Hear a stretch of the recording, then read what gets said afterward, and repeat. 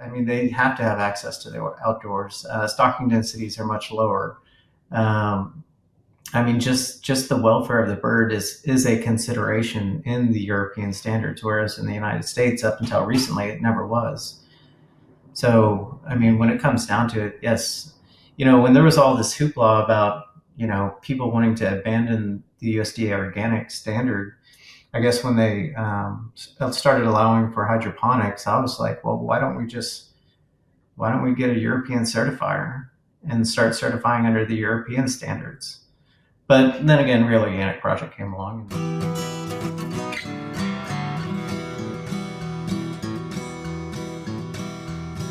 Welcome to the Real Organic Podcast. I'm Linley Dixon, co-director of the Real Organic Project.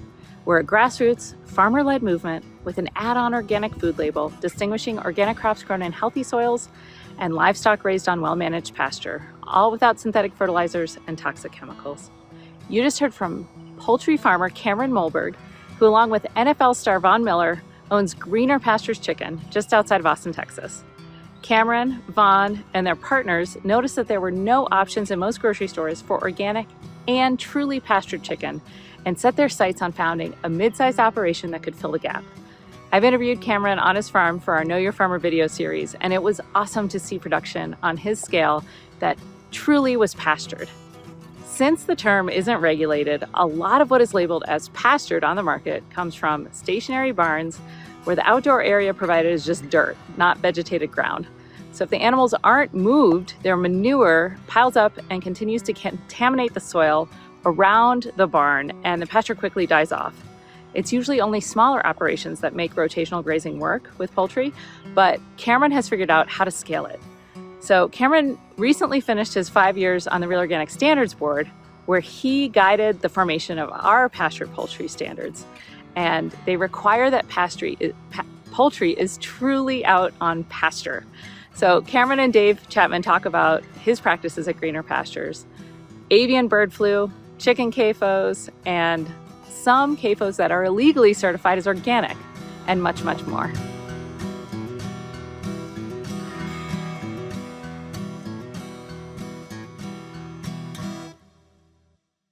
Welcome to the Real Organic Podcast, and I'm talking with Cameron Molberg today, my old friend. Welcome, Cameron. Thanks, Dave. Glad to be here. I first met you actually when you came by my house on your way to your first standards board meeting of the Real Organic Project, and we had communicated, but I don't think we had met person to person, had we? No, we hadn't. And actually, that was. See, I'm on the livestock side, so when I got to see, I think one of my passions is actually vegetable gardening, in addition to obviously my day-to-day job. But I've historically struggled with tomatoes, so to see your facility, I was just blown away to see what you could do in such a confined space. Yeah. Well, good. So let's talk about some of your other passions. You are the CEO of Greener Pastures Chicken. That's right. And can you describe that for me a little bit? Yeah. So, I mean, long story short. And let's give you some geography too, because you could be anywhere. Yeah, that's right. Long story short, I mean, in 2015, I realized that there wasn't anybody doing pasture-raised organic chicken on an annual basis. So I could occasionally find a pasture-raised organic chicken at the farmer's market. Again, typically March, April, May. Like for us, we're in Central Texas, so our growing season is pretty extensive. But it was few and far between. With poultry meat being the number one consumed protein in the United States, I felt like there was a market for it. At that point, I had already been doing pasture-raised organic eggs. We were selling to Whole Foods Market, natural grocers, also on the feed side of the industry. And it just, from, I have 50 to 100 customers on the feed side. Most of them were egg-laying hens, grass-fed cattle operations that would buy alfalfa pellets, and various other things. We had pork producers and all the likes. We had goat producers, dairy producers, but again, huge void on the pasture-raised broiler side. So I guess about 2017, I met up with, well, before that really, but 2017 is really where we got our boots off the ground. We formed the company. We found a piece of land that had been untouched for probably decades, and it was a really good fit for us. And so it's a 35-acre location, just 25 miles east of Austin, and we started building the facility out in 2018. Again, nobody really had done this at this scale before, so we knew there's going to be some changes that we'd want to make along the way. And then 2020 came along. We did some extensive renovations, and then 2021 we really hit the ground running, and then finally 2023 is when we completed the construction of our on-site processing facility. So now, so long as we can maintain good quality products out to the marketplace, the sky's the limit. Yeah. So give me a little sense of scale. How many chickens do you grow and process every year? So we've only got about 15 months of the facility under our belt. We now have 4 locations where we grow out birds. And so we do have a lot of upward capacity on the live side. We built the plant, so the really difficult and interesting thing in the United States is you have these big plants that do 1 million birds a day or 600 birds a minute. And then you have these small on-farm processing plants that typically can do about a single bird a minute. And there's really nothing in between. And so we knew that if we were going to build this plant to be a 60 bird an hour facility or 1 bird a minute, that it was going to be too small. All the equipment suppliers in the United States are geared towards the 1 million birds per day or 600 birds a minute type of facilities. And so we also knew that was way too big. So it was kind of like a Goldilocks type situation where we had to, find the right medium. And we could not find any of the equipment for the plant to do 25 birds a minute is what we had hoped to do. So eventually we found a manufacturer out in Poland that produces equipment, because in Europe they still have small plants. They don't have these mega factory CAFO plants, again, doing 600 birds a minute. Imagine that. And it was tailored just right. So we were able to bring them over from Poland, source all of our equipment from them, and ultimately build a plant that was ideally suited to the needs of our operation and the needs of our expected customer base. So on a weekly basis, on a single shift, we can do about 50,000 birds a week. We can add a second shift, which would bump that up, obviously double it to 100,000 birds a week. And then we can also add a second inspector and increase our line speeds from 25 birds a minute to 50 birds a minute. So there's a lot of upward mobility. We could do 200,000 birds a week on the high end, but the reality is the live production, we don't have that much land available to us to accommodate that. So right now we're averaging about 12,000 birds a week. So, okay, let me jump in here. What is the difference between greener pastures chicken and a classic CAFO chicken, which are now certified as organic, horribly so? So what's the difference? Wow. What are you doing that's different?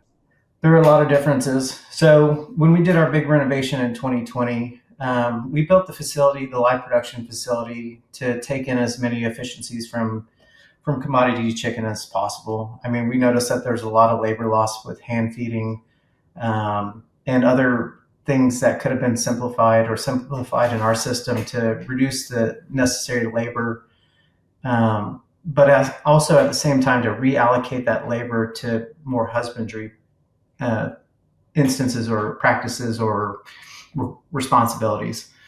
So what really sets us apart is our stocking densities are much lower, or the birds essentially have more space, is I guess what that translates to. After 7 to 10 days, we install enrichments in the brooder barn.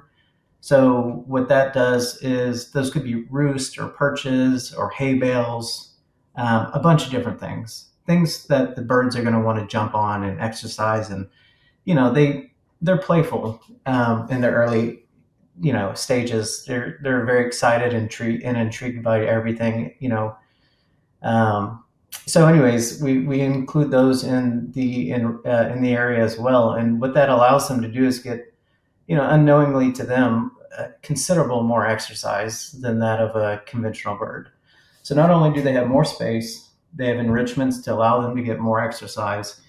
And then at that point, we just kind of monitor the thermal comfort. We monitor the air quality, their gait, their foot pad scores, um, I think I said uniformity, a few other things as well.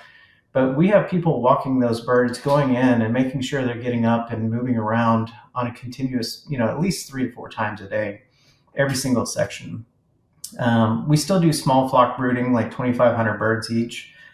We won't do a house that, like commodity chicken, they'll do 100,000 birds in a house. I mean, we start off small, again, 2,500 birds or 3,000 birds per each section. And again, they have ample amount of space. But depending on our time of the year, it really just depends. Like our birds can be in the brooder in the summer for as minimum, maybe 16 days. Whereas in the north, it's still a little bit too cold. The birds can't regulate their thermal comfort. So most people up north are going to keep their birds in the brooder probably 21, 24 days until, their down feathers have fully fleshed out and they can self-regulate their body temperature a little bit better. Being in the south, it's hotter. And so we're less reliant on having to be in the brooder as much, which is kind of a blessing for us in the sense that one of the biggest expenses for us in the winter, aside from feed, is propane. And any way we can mitigate our use of fossil fuels, the better. But after 18 to 21 days, then they go out to their mobile range coops and they get moved every single day. The stocking density again is extremely low. These birds are on fresh grass. They are quite literally on fresh grass, as opposed to, again, confinement operation where they might be on a porch or just have a little pop out on their house and no incentive to actually go outside. That's kind of the quasi loophole when it comes to factory organic chicken, is they put these little pop outs on the houses and say, hey, well, if the birds wanted to go outside, they would.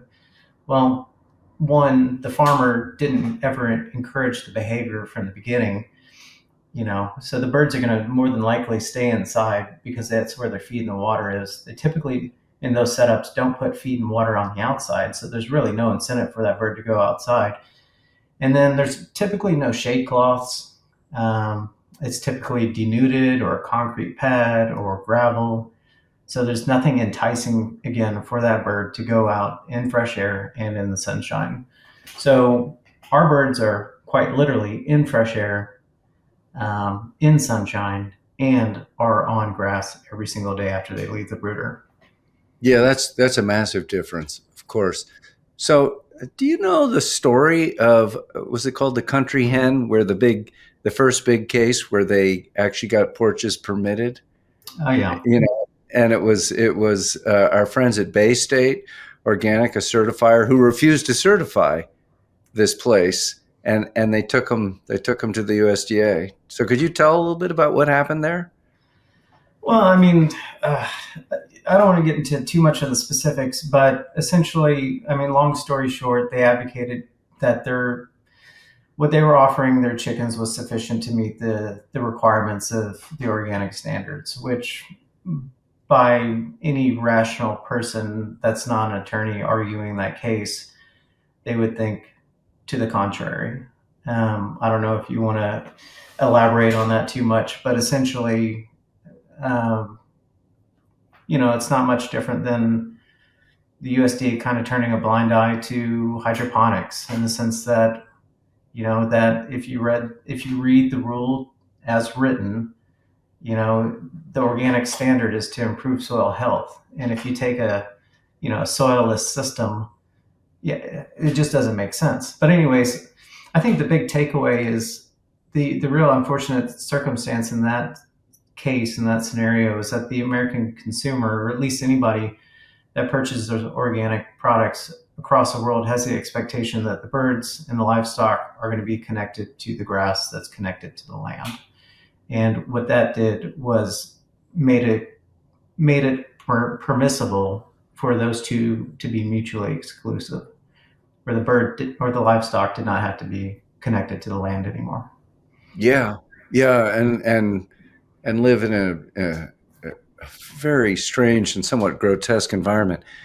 It's interesting to me that it seemed like that case was a tipping point, and that after that, all of the big CAFOs said, okay, we can do this just the way we want to. We just have to change the feed, but we don't have to grow the chickens any differently from how we do every conventional chicken.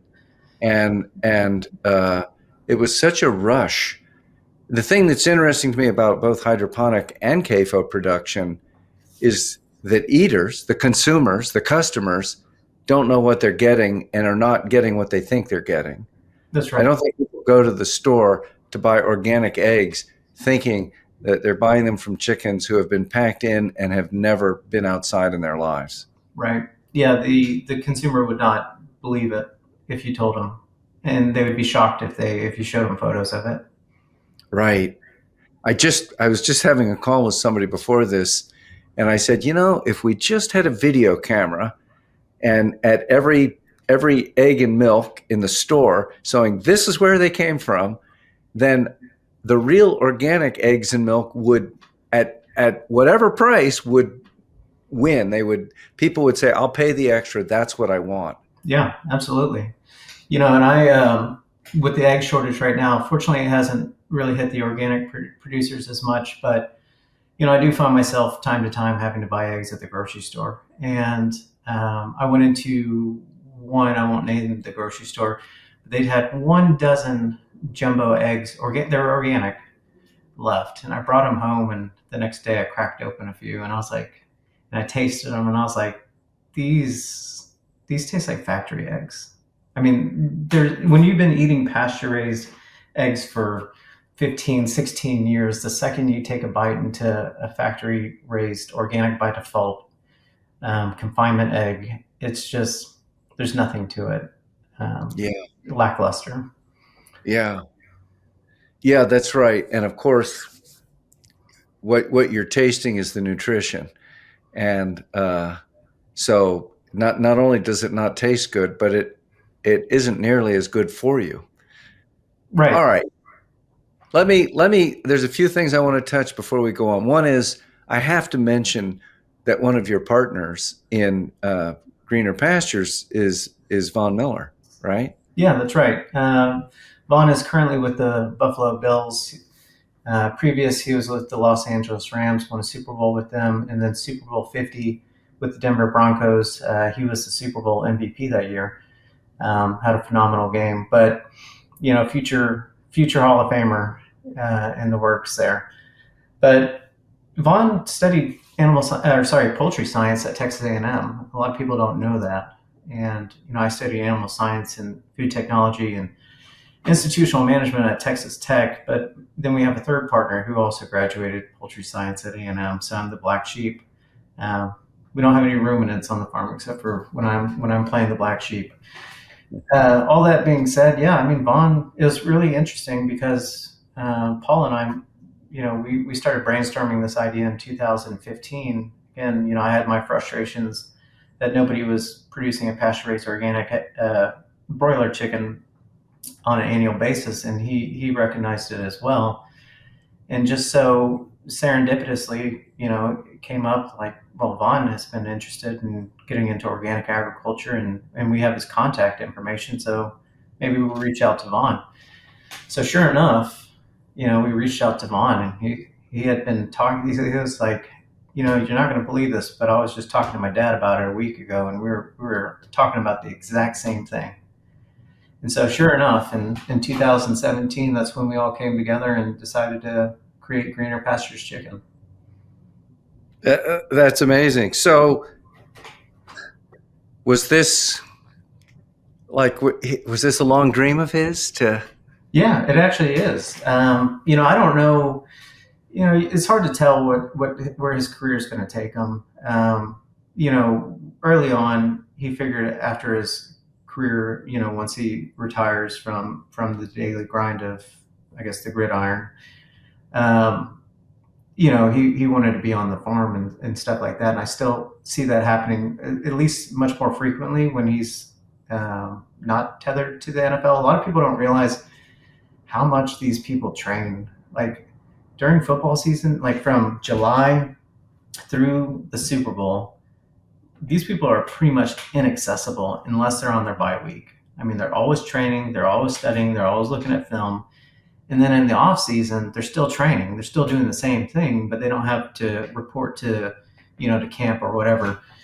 But at the same time, I mean, in the off season, it's like, he's got a couple weeks here and a couple weeks there. And then sure enough, football season starts up again. So, he'll come down several times a year to check on, the facilities and see how things are going. And, we connect by phone and email and all that good stuff. But the way his schedule is right now, being an active player in the NFL, it's really difficult for him to find the time to get down as much as he wants to. But after his career is over, if he doesn't land some other type of gig directly related to the NFL, then I'm very certain that we're going to see him much more frequently.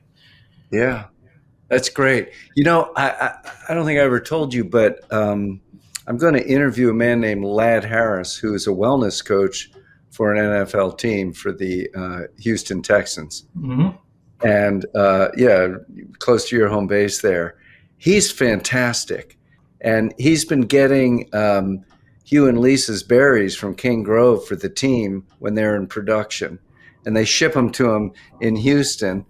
And, it's such an interesting conversation because they're just looking for peak performance. Mm-hmm. So and of course, in the old days, I mean, they didn't look at diet at all for these guys, but now they're looking at it a lot, and they're looking at real organic as how do we get the best food for these people? Yeah, no, it's funny you bring up Ladd. No, he's a great guy. This is one of the huge benefits of being part of the Real Organic Project because Ladd reached out to me about almost 2 years ago now, and he asked me about raising chicken for the Houston Texans, and I was like, well, yeah, we can do that, but we're not really set up to do it the way you want it right now because they wanted a fresh program, and without our processing plant, we didn't have a fresh program. We only had a frozen program, which means everything that was processed had to go in the freezer, and then for folks in the food service, that's a hassle because then you have to allocate space to thaw that product before you even get to the point of cooking it. So I sent Ladd some samples and he tried it. And a couple weeks later, he was like, yeah, you know what? I'm not too concerned right now about the fresh or frozen. We want to onboard you right away. Yeah, And great. so I was like, man, that's fantastic. So for about a year and a half, I'd say 20 some odd months now, we've been servicing the Houston Texans, and they're an excellent account. They totally get it. And it seems so obvious that you look at the diets of like the Olympic athletes and like these top performers, but then when it comes to like the diet for like an NFL player, the average diet, and part of the reason why Vaughn was so interested in the organic chicken farm. Was because when he first got in the NFL, he had a serious injury, and he realized that if he changed his diet, that his recovery time not only would improve, but his recovery in general would improve. So it hit him early on, in his NFL career. I can't remember if he's been in the NFL for 10 or 11 years now, or maybe even 12, but it started becoming really important to him, and he advocates to his friends and his colleagues and says that how important diet and nutrition is as well. And so it's really great when somebody like Ladd Harris from the Houston Texans reaches out and says, hey, we're actually really interested in nutrition, the diet and nutrition of what our football players consume. I'm like, yes, it makes sense. Thank you. Finally, it's getting through to people that there is a correlation between what we eat and how we perform. Yeah, of course. Yeah. But, and it's fascinating because these guys are performing at such a high level. I asked Ladd, I said, so do the players carry this forward when they're not in training, do they eat differently? And he said, not the 19-year-olds. They feel like they're bulletproof. They're just at the top of their game. He said someone who's been in the NFL for 4 years and they're really looking to get that fifth year or the sixth year, they're looking very carefully at what they eat, and they want to keep their game at its very top. And they're older. It's not as easy. Yeah, I know. Like, it's ridiculous. I'm in my early 40s, and I can wake up any day now just having slept wrong and been like, what in the world happened there? So I'm not looking forward to what 50 and 60, 70 and 80 are going to look like. But I mean, the reality is, you eat well, you sleep well, you take care of your body. It'll perform for you. Yeah. I'm 72 and I still feel very good. So there you go. Yeah, it's all that good food. Yes, tomatoes. Yeah, that's right. Yeah, you make me think I really should send some tomatoes to Lad so that they can up their game. There you go. Good. That's inspiring to hear about Vaughn. I obviously need to talk to him sometime because he's a person of significance in this. So you're a very activist farmer, Cameron. You spent 5 years in the Real Organic Standards Board. You're the president of the Cornucopia Institute. Yep. Why? That takes a lot of time, those activities. Yeah, it does. I think really for me, that's a good question. I mean, I'm really passionate about what I eat and what I consume. I'm really fortunate that I was raised to appreciate good food, and I had my parents and my grandparents that were very close to growing food. And so it always hit home to me. I think really what GMOs, when I was in college, started to be talked about and experimented with. And at that time, I was studying animal science and food technology, and I was really, really interested in getting involved in the food system. But the more I learned, especially being in food tech, the less I really appreciated what I was learning. We were, doing basically everything that's being done now is like the tip of the iceberg compared to what the industry does nowadays with, flavor enhancers and, basically adjusting, food formulations to make it more palatable and basically addictive. And I didn't want any part of that. But I guess long story short, really, I really wanted to advocate for authentic organic agriculture. And so there are some similarities in terms of what the mission of the Real Organic Project is versus what Cornucopia is. There's obviously we have different paths in how we try to achieve that. I think, arguably you could go either way, but nonetheless, it's always been a big passion of mine to support this movement in whatever way I can. I being at the feed mill and the egg operation and working with Whole Foods in the past and Central Market, HEB, all these folks these days, I realize that one of the hardest things to do is to change consumer buying habits.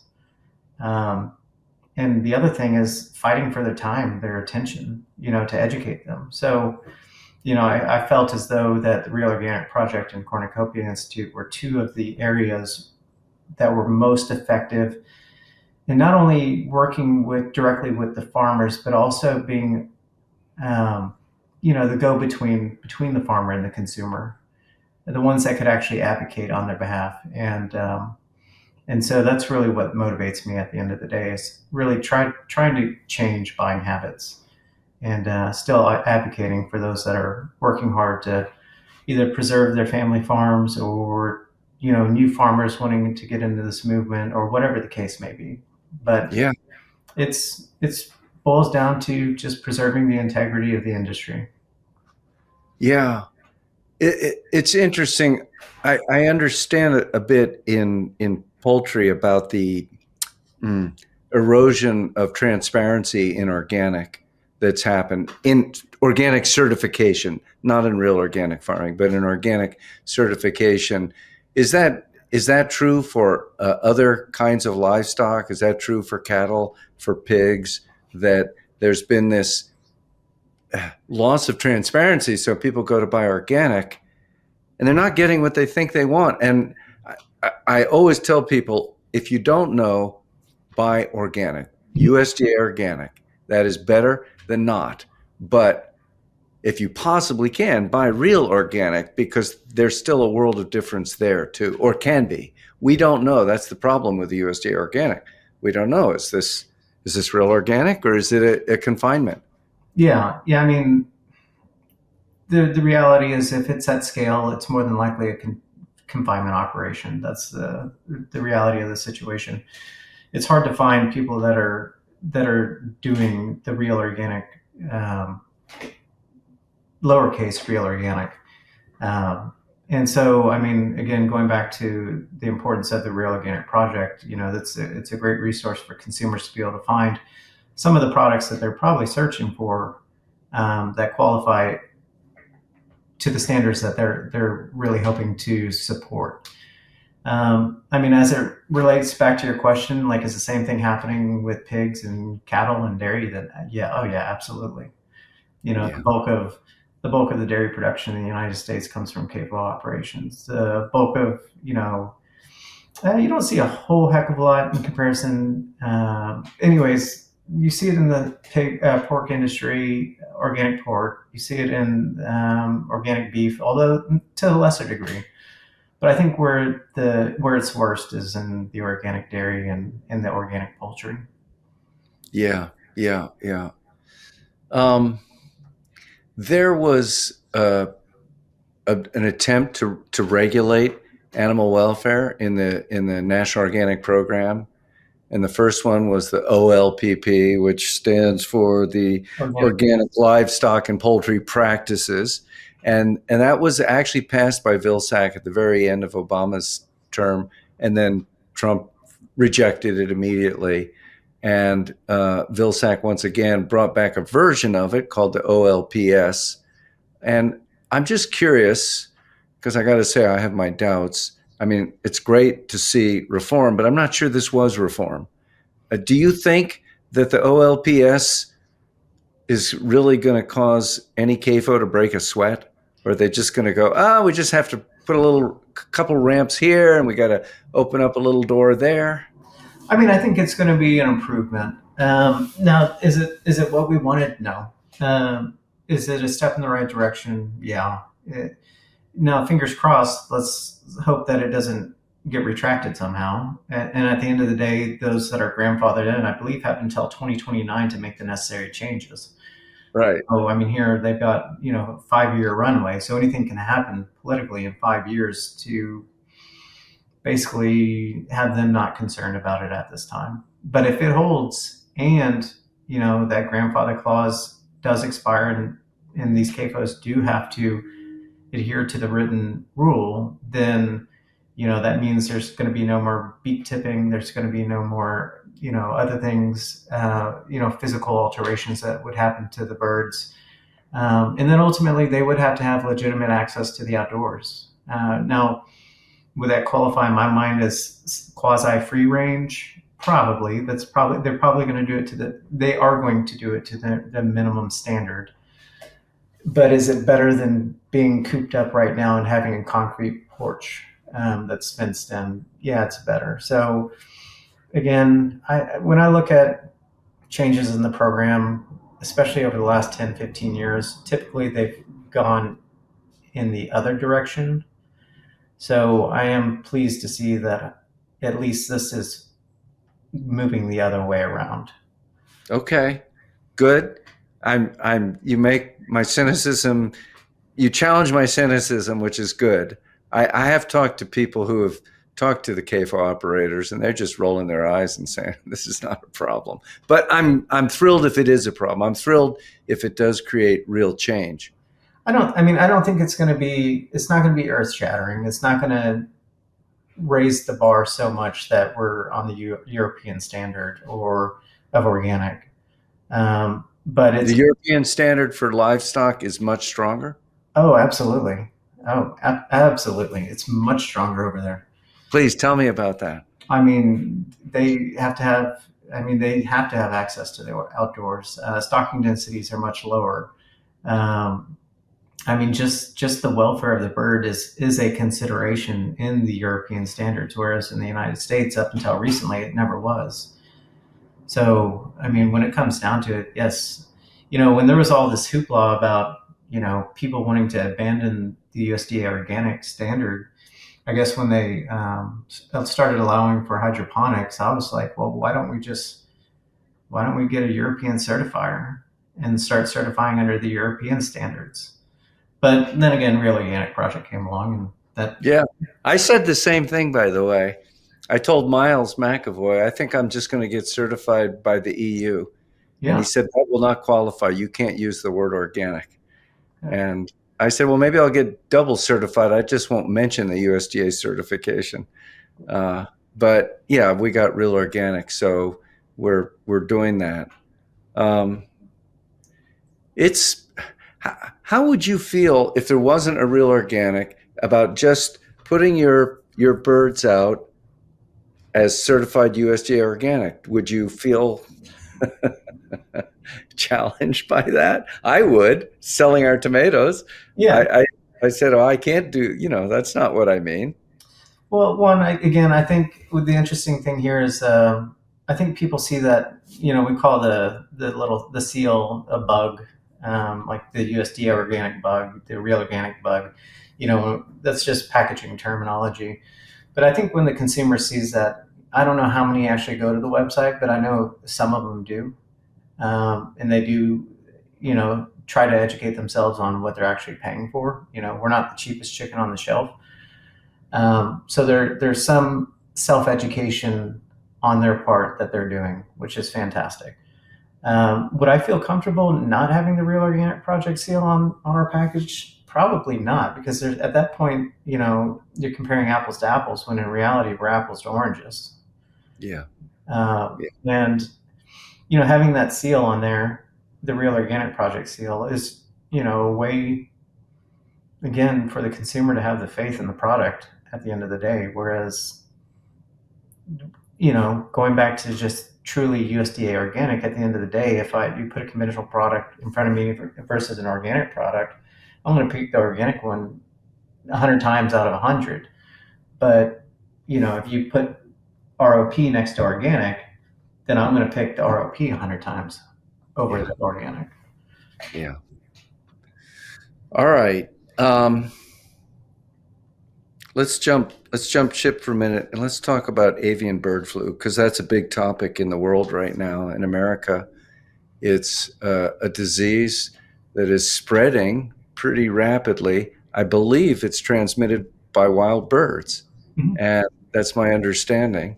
And I know it's hit both conventional and organic, and it's a pretty bad disease. Could you talk about it? Do you have any experience firsthand? Fortunately, not firsthand. Very close. Our closest AI positive case to any of our 4 locations is 30 miles west, and that's a little bit too close to home. And that was in a wild duck, a flock of wild ducks. Um, so, highly pathogenic avian influenza is a serious, disease. And well, it's a virus. But anyways, at the end of the day, if your birds get it, then ultimately your birds are going to die, or if any of them do survive, they're going to have to be put down, because again, it's highly pathogenic. It can transfer from bird to bird, typically through the manure, the droppings, from one bird to the next.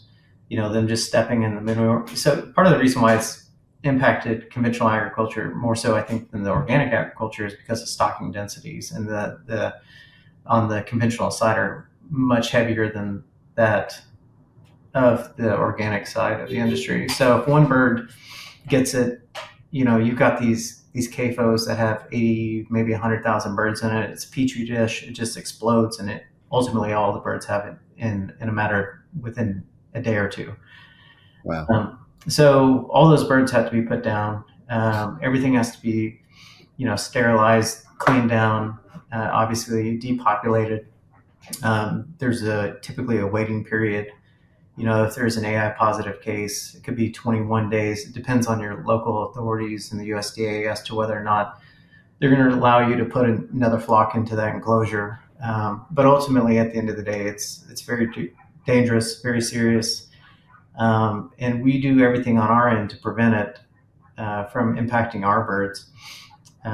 We have seen it obviously infecting dairy cattle.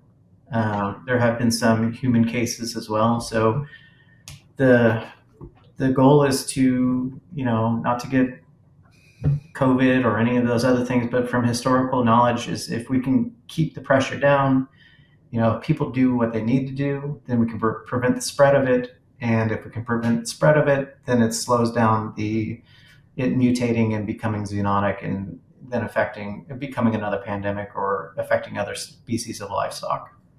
Yeah. So the best strategy for control here is isolation and it's interesting. I went to it was a certified organic egg operation, uh, semi-confined, and it was fascinating. This was some years back, but they had a security checkpoint and they were looking under my car with mirrors. Yeah. And I thought, what are you looking for under my car? But they had these if you're going through a checkpoint and they're looking for bombs, that's what it was like. Yeah. What were they looking for? Some dead bird that got wedged up in there? Could have been. I mean, and there's weirder things that have happened, but Yeah. ultimately they're looking at the undercarriage to make sure that to see whether or not at least it's visually clean. What we do is, at least on our farm, we're very protective. When we none of our employees are allowed to have their own birds. That is just like an FDA requirement when it comes to eggs, but that's not necessarily a USDA requirement when it comes to raising broilers. Um, but all that being said, so our employees are not allowed to have their own birds. If they do go onto a property that does have, let's say, another flock of birds, there's a quarantine period. But also at the same time, they need to wash their vehicle before they come back onto our property. We like right now, especially since we've had that AI positive case 30 miles west of us.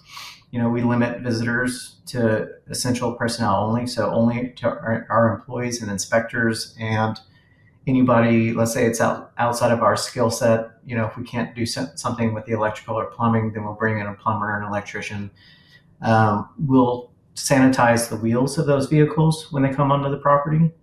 We'll sign them in, make sure that we have documentation of who showed up, and then when they leave. But then also at the same time, we may, if they have had any exposure to any birds whatsoever, at least 3 to 7 days prior to visiting our location, we may actually sterilize the undercarriage of the vehicle as well. Yeah. We'll typically use like peracetic acid. And peracetic acid, for those that aren't familiar, is basically a combination of hydrogen peroxide and acetic acid. Acetic acid, for those that don't know, is basically vinegar.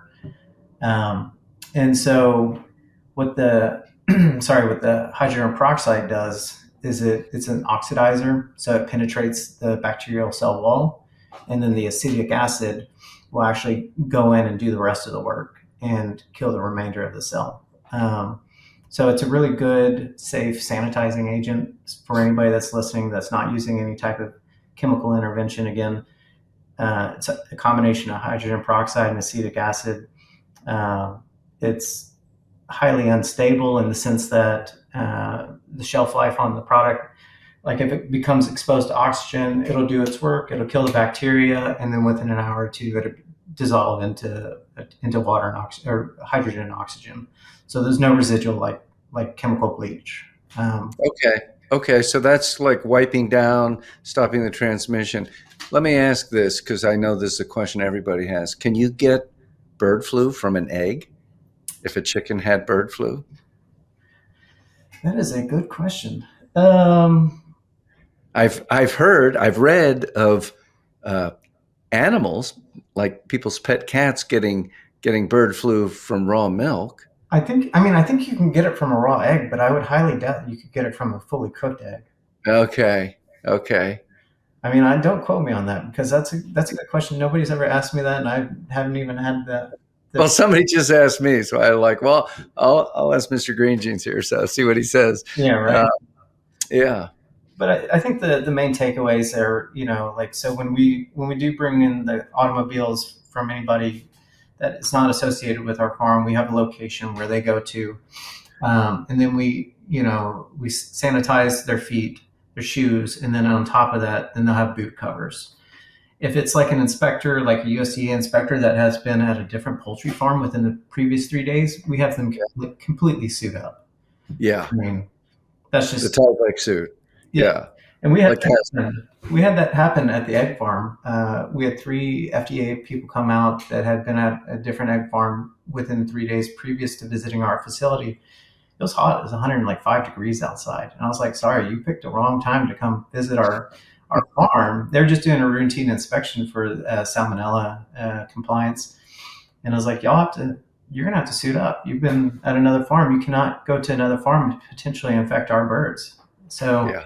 But the reality is, I mean, we've got to be very proactive. And I hope all real organic and non-real organic farmers are being proactive in making sure, because at the end of the day, if you have one egg laying hen, you've got $25 invested in that thing before it even lays an egg.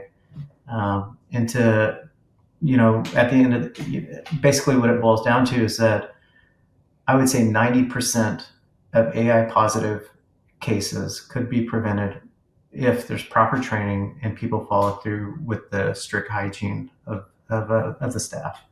Yeah. Okay, I have a question about that. I was thinking about it because I thought, well, I know of some genuine pasture-raised flocks that have been infected, and so I thought, okay, sometimes you think, well, if they're just in healthy conditions, they won't get sick, but okay, they can get sick. Mm-hmm. And it seems to me that the pasture-raised birds are going to get more exposure from, say, wild birds, whereas the CAFOs, it's much less likely it gets in, but if it does, it just cleans house, right? Yeah, I mean, there's arguments both ways. I mean, the reason why, again, a wild bird can, and birds do get into those giant CAFO houses, whether it's, a little finch or something like that. There's always openings in those houses to where something can get in. But the big culprit in that area is that something came in typically on an employee shoe, where they came into contact with the manure or something of a wild bird that had been infected, and then ultimately infected that other flock. Now, when it comes to the pasture-raised model, obviously, the birds are much more exposed to that. There's a lot of techniques and tricks that farmers, typically utilize to keep wild birds from their farm. I mean, I know some people, shooting buckshot and not at wild birds, but in their general vicinity to scare them away. And sometimes that works, but really stuff is basic. I was asked this question, I think in September of last year at the Real Organic Project in Churchtown. They're like, "What techniques do you use?" And one of them was a scarecrow. I mean, as silly as it sounds, a scarecrow with flailing arms still works. As dated as it sounds, it's still a pretty effective way to keep wild birds away from your property. Yeah. But also at the other time, and the flip side of all this, you also got to take into account that the UVA and UVB from the sun, when it comes in direct contact with poultry manures, it's going to sanitize it. It's going to sterilize it. And so you may have increased exposure in the short term, with a pasture-raised operation, just depending on whether or not you're in a certain flyway. But at the end of the day, if you let your land rest and you let the sun do its work and the soil and the environment do its work, it's going to take care of the virus as well. Yeah. Yeah. Okay, great. Thank you. I'm just trying to get a sense from the bird's eye point of view here of how you're thinking about this pretty serious problem. I mean, people have their entire flock destroyed, and I can't imagine how devastating that is. Well, I should add just a couple more points on that, since this is a really important topic.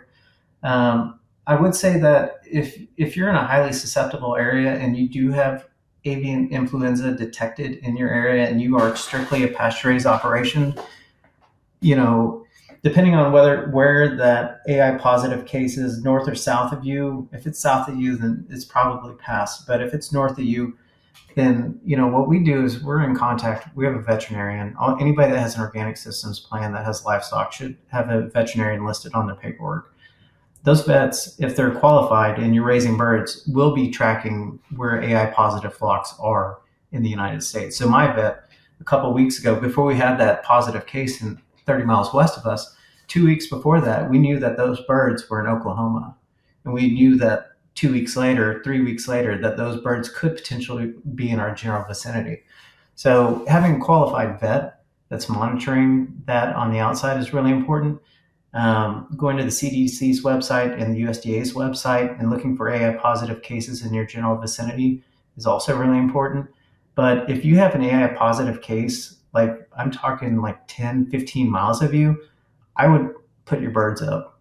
I would keep them, I mean, for the safety of the flock, and for the well being of the farmer, it is in their best interest in those scenarios to close up the birds, limit their outdoor access temporarily until that threat is passed. And the threat will pass within days. But the reality is, they really need to hunker down when the threat level does get to a critical point. Yeah. I just heard that the administration was suppressing the data about bird flu. I don't know if that's true, but I heard it from a fairly reliable source. Have you heard of that at all? I haven't heard of that, but I would not be surprised. Yeah. I don't know why. I don't know if that's to keep the stock market happy. I don't know.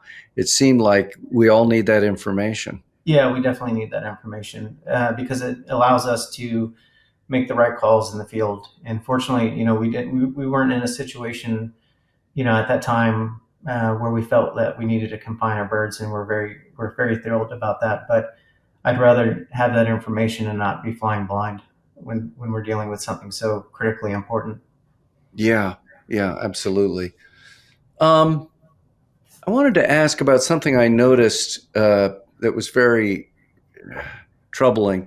When Theo Crescentes testified to the Senate Agriculture Committee, he's a major hydroponic producer of certified organic tomatoes. In his written statements, he was clearly saying that they should stop wasting their time on side issues like the population density of a chicken house. So it was a direct call out to support the CAFOs. Mhm. And I thought, wow, there's this thing, because of course he has no direct economic relationship with confinement poultry, but there's this thing where like these companies agree to support each other. Right. Have you experienced that at all? Not directly, but no, I mean, it is one of those industries now where you scratch my back, I'll scratch yours.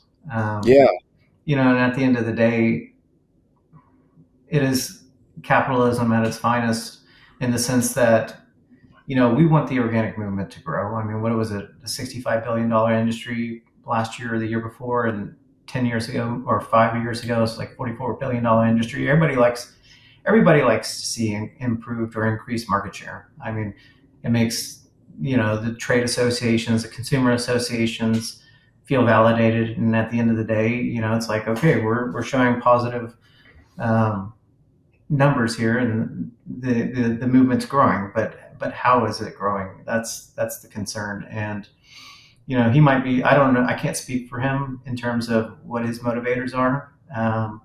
But at the end of the day, more is not always better. We're always look at quality over quantity. um, and it's unfortunate that there's big players in the industry that they're more interested in quantity over quality. And the reality is we're always going to be contending with that, and we just got to be smarter and produce a better product and have better outreach. And yeah, it's definitely an uphill battle. It's always been an uphill battle. yeah. He also called for replacing representatives of smaller retail outlets like Mom's. There was a small chain down in Maryland area called Mom's, and there was a member on the NOSB, and he wanted Walmart. That's who he wanted representing us to the USDA. And I thought, well, of course, they're constantly moving towards monopoly in distribution, in retail, and in production, and they work very well together. Mm-hmm. Yeah, I mean, Yeah. penny saved is a penny earned, and they know that. They know that, it goes back down to like McDonald's. If they can shave off like 1 second of an employee's work routine, they can save millions of dollars a year. And consolidation, confinement, all this stuff is just a way for them to make more money and not produce a better quality product. It's really unfortunate, and the American consumer is the one that has to suffer for that. Yeah. And the real organic farmer too. That's right. That's right. Cameron, a question I get all the time. I got it this week on a group call with a wonderful group of consultants who work for Rodale. Is what can we do? What can I do?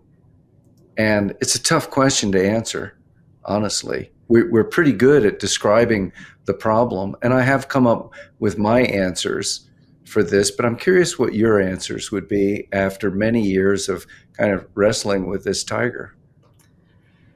Yeah, no, that's a difficult one because, as mentioned previously, consumer education is one of the hardest things to do. We do it. Y'all do it through the Real Organic Project. We do it through Cornucopia Institute. One area where we've made a lot of headway, at least recently with Greener Pastures, is we've gotten our chicken into some of the independent school districts in and around our farm. So we have Manor ISD, Lake Travis ISD, I think maybe Austin Independent School District next year, fingers crossed. But what we're looking at now is kind of like more grassroots, and by grassroots, like really grassroots, like starting off young, as young as possible. And so not only do we sell them the chicken that we produce at the farm, we also educate them on how it's different. There's sometimes a little bit of pushback about that because at the end of the day, we're only a portion of their budget, and they can only allocate X amount of dollars towards purchasing, Real Organic Project pasture-raised organic chicken. And then the other supplier is, going to be a large CAFO that's a confinement operation and conventional. But what's really exciting is that the kids, when they go to their normal lunch and they get the normal chicken, it's just a normal day. But then when they get our chicken, they're like all excited. They're like totally stoked. And they're like, yeah, we're going to get some real chicken this week. So, if we can, it's a long game for us. If we can start them off now where they're, having access to good quality chicken at a young age and a developmental age, hopefully that'll stick with them. They continue through their education, and then when they become young adults and making their own food purchases, then they can seek out these products themselves. Again, that's a very long play, but just trying to get in front of the consumer and make a positive impression when they're young is really important to me. I love it. So we got to make sure that we feed our pro athletes real organic food, and we got to make sure we feed our kids real organic food, and then the twain shall meet. Exactly. That's fingers crossed. I don't know if it's going to work. Ask me in 20 years. All right. Let me talk about a recent challenge. There's been a lot of funding cut to everything in recent months. And I was curious because they've explicitly talked about cutting funding for the Transition to Organic program, which Vilsack had committed, I believe, $100 million for. And they're cutting it off very suddenly, so they're not honoring contracts that were assigned. And also, even they're talking about cutting the climate smart funding, which was more like $2 to $3 billion. And of course, a lot of that's going to things that I don't think are very smart for the climate, but a lot of it is going to organic. And we've seen this is the most money that our government has ever spent on supporting this kind of agriculture. and unfortunately, it's being taken away. Mhm. Do you do you know anybody who's going, oh my God, I'm going to have to lay off half the staff now? Or is this just something you hear about or read about? No, I mean, in our area, I would say organic farms aren't as prevalent as they are in certain parts of the country. We have a lot of vegetable farms down here, and by a lot, pales in comparison to like the Northeast and California and certain other regions, Pennsylvania. Um, so, we're a tight knit group, but at the same time, I feel like, I guess, it's not necessarily affecting us directly as much as I think it's probably going to affect other regions in the country. But at the end of the day, it's definitely going to affect people. I mean, the cost share program is really important, for especially for these young farmers, the ones that work at like the incubators, the ones that are training them and they're trying to, learn and get the education that they need so they can start their own organic farm. And whether it's $750 or whatever that cost share program is going to allocate to that farm, I mean, their annual budget might be $100,000. So $1,000, I mean, that's 1%. That's something that they're going to have to make up elsewhere. I mean, that's Just to say, for people who don't know, the cost share is to cover the cost of certification to be certified as organic, which in Denmark would be totally free for everybody. But here it can be quite expensive. So for a small farm that has $1,000 bill, as you say, that's 1% of their entire budget. yeah. And then, I mean, $100,000 budget. I mean, some of these small farms that are, just getting off the ground, they don't have $100,000 budget. It could be $25,000 budget. So it makes up a huge piece. Like when I started farming, I didn't start off with, you know, 4 locations. We had started off small. We had 2,500 birds, and that's all we had. 2,500 egg layers, and we're selling to whichever grocery stores we could hit with the rock. And anybody that give us a chance to put a good quality product on the shelf. So at that time, the cost share and these other grants that are available to the small farmers that aren't, or better yet, that are trying to get their foot in the door. It's a big hindrance. It could be a big problem for them, especially if there's other resources being cut along the way, like extension services and access to a whole slew of resources, whether it's through the Farm Service Agency, et cetera. So there's tons of programs beyond just stuff that's touching organic. It's touching all farmers in various ways that, I thought the farmer was supposed to be the backbone of America, but it doesn't seem like we're treating them that way right now. Yeah, absolutely. I have one more just slightly challenging thing, and then I'll turn it over to you. You were processing grain for farmers for some years, and I consider there to be three kind of terrible challenges to the National Organic Program. And one is hydroponics, and one is confinement, and one is grain. And the grain problem has been mostly the one that's just absolute outright fraud, that people have just lied and cheated on their paperwork, and mostly, but not entirely, mostly on imported grain. Mm-hmm. And then that suppresses the price for all grain. And so it's very hard for organic grain farming to grow when you're competing against essentially conventional grain at a price that you can't match. And I think last I saw, about half of the corn is imported to the certified organic corn is imported, and about 2/3 of the soy that's certified as organic is imported. These are huge volumes, and it's mostly going to feed animals. Mm-hmm. So I'm just curious, as somebody who is involved in processing, do you have thoughts about this? Did you experience it firsthand? No, I didn't. I mean, so we were certified organic, but also at the same time, we're non-GMO project verified, which is redundant. If it adds to consumer confusion, but we do it because there already is an established consumer confusion about whether or not organic is non-GMO, et cetera. So let's not get into the politics of that. But all that being said, so we did on-site testing that was really important to us. So not only would we test for like aflatoxins and your mycotoxins to make sure that what's coming in isn't going to make your animal sick and it's within the FDA requirements, but we would also check to see if there's obviously any GMO contamination or any other type of contamination that we could identify using. We used I can't remember the name of the system off the top of my head, but it was basically you use a lateral flow strip test, and it'll show you whether or not you have a qualitative positive or negative, that it either came into contact with certain chemicals or whether it came in or had any presence of GMO contamination and such. But that was us. That's not to say that everybody was doing that. And obviously, some of the people that are sourcing these grains might be turning a blind eye to some of the things that are actually happening.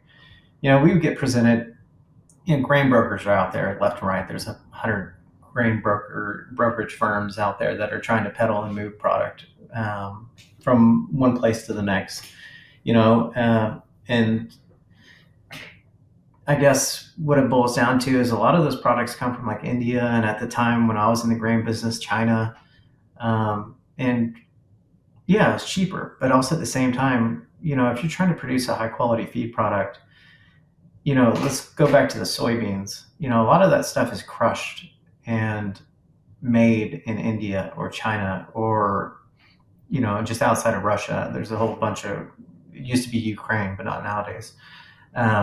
You used to have a lot of organic production in those areas. That would be, well, I should say, quote unquote, organic. We don't entirely know.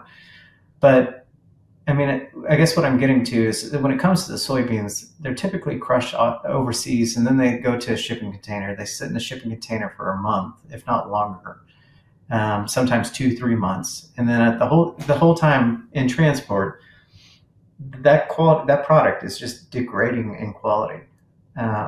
So the best product I ever saw from overseas would typically come from India, but at the end of the day, it never compared in quality compared to domestically produced product. So when we were running the feed mill, or when I was there running the feed mill, we didn't buy imports because the quality wasn't there. It didn't meet our standards. And of the samples that I did receive, I didn't see anything that was alarming in terms of any presence of, GMO contamination or some type of chemical contamination. But then again, I think we were also very proactive in our buying practices. So, we were putting out 14, 15, 20 truckloads of feed a week. Comparatively speaking, a large commercial organic feed mill would be putting out a load every 28 minutes. So, they're not doing the same quality control checks on every single truck that comes in. They're doing it maybe just on the lot, which could be 300, 600 truckloads of product. So it's very easy for things to get slipped in 600 truckloads, couple, every 10th truck be a conventional feed, conventionally grown or raised product. It's not too far-fetched to say that it's happening, and it is happening. I don't know how effective strengthening organic enforcement is going to be. I know it's a new process, and I know our most recent certification definitely included the update, and we had to list all the criteria and steps to prevent fraud on our end, from our suppliers, and make sure that was sufficient to our organic inspectors, and it is. But at the end of the day, again, that's a step in the right direction, but there's got to be somebody doing the legwork, doing the checking, and long story short, to answer your question, did I see it back then in 2016, 17? Not that much. I heard about it, but definitely after 17, I'd say when grain prices went through the roof in 2020, 2021, that's when it, like, the lid blew off the whole thing. It just went nuts at that point. Okay. Well, thank you. It's great to hear that it's possible to do it right, and that with care, you can be pretty confident about what you're buying and selling. Yeah, I think it comes down to just one other point, like your feed mill. Real organic producers, or any organic producer that's producing at our scale, probably has a very good relationship with their feed mill, probably knows the feed mill manager by name and has them probably on speed dial. Ask them, where are they getting their grains? Where are you getting your soy? Is it domestic? If it is, what tests do you do? If they have an answer that doesn't feel comfortable to you, I mean, start asking other feed mills, see what their practices are. Just like the consumer has a choice, the feed buyer has a choice too. Less so Yeah, in certain parts of the country, but it's worth asking the question because it makes them know that you're paying attention. great. All right. All right, listen, I know we've gone a little long here, but I just last chance. Anything that you would like to say, Cameron? No, I'm just really excited to have been part of the Real Organic Project. I'm really excited to see where you, Linley, and the whole team have taken it over the years. I don't know what your expectation was 6 or 7 years ago now, but it's really great to see it in the marketplace and seeing people actually moving towards it. I'm really excited to continue with ROP, and we just wish for continued success. All right. Well, Cameron Molberg, thank you very much. It was great to see you at the Churchtown conference last September. It's not that often you get up here to New England, and that was great. Yeah, no, it's great. Really All right. appreciate it. Thank you, Cameron. All right, thanks. Thank you for listening to the Real Organic Podcast. Our movement is growing because you're subscribing and sharing these podcasts with your friends. So keep it up and leave us a rating and a review as well so that others can find us. You can find a video version of this interview on our newly designed website, realorganicproject.org, or on our YouTube channel. And you can join us every Thursday for a new episode featuring voices from the organic movement. See you next time.